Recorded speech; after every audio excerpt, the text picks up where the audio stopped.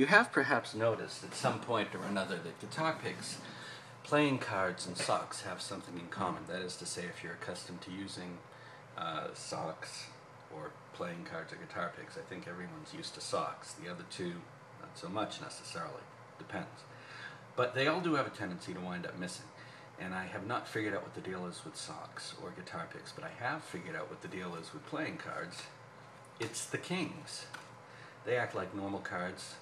Whenever anybody's watching, of course, they'll take on their assigned roles in games of poker, blackjack, solitaire, or whatever game they might be being used in.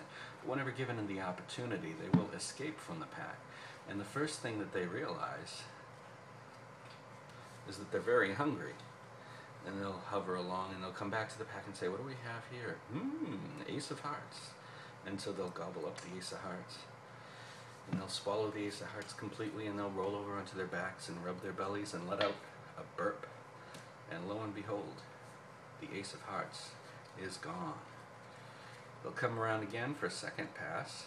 Let's get that open wide there. So what else do we have to eat?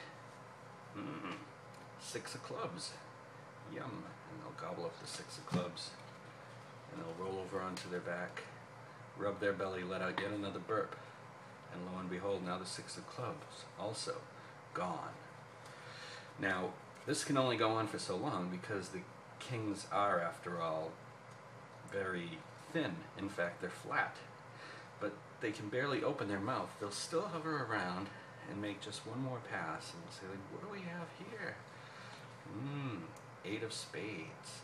And they'll gobble up the eight of spades as well.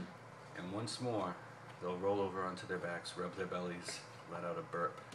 And lo and behold, now the eight of spades, just as the other cards, gone for good.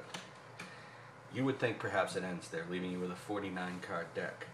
I have found such is not the case, because in addition to their relatively hungry tendencies and their unkindness towards their brethren, they also have a tendency towards violence among themselves, as manifested by situations such as that which follows, where the King of Spades might first go about his evening perambulations and wander down a quiet road, not anticipating to be fallen upon by his brothers. They nonetheless come and find him, the King of Hearts, Diamonds, and Clubs, and quickly he is made to be no more.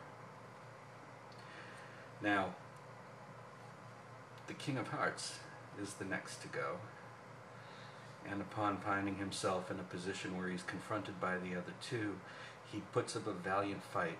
Nonetheless, the King of Clubs and the King of Diamonds pretty much succeed in wiping him out, leaving just the King of Clubs and Diamonds, who look at each other and both realize at about the same time that only one will be left standing in the end, and the King of Diamonds happens to prevail in the matter, thus leaving the King of Clubs in the dust, so to speak.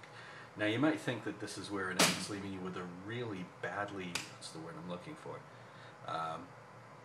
deck with a lot less cards. Yeah, that's the word I'm looking for. But not in all cases, because often the deck itself, taking matters into its own hands, will promptly restore the King of Diamonds to his other brothers, and upon gathering them together will get them to give up the cards which they initially consumed, thus restoring the deck to its original 52 card balanced population. If only similar circumstances prevailed among guitar picks and socks.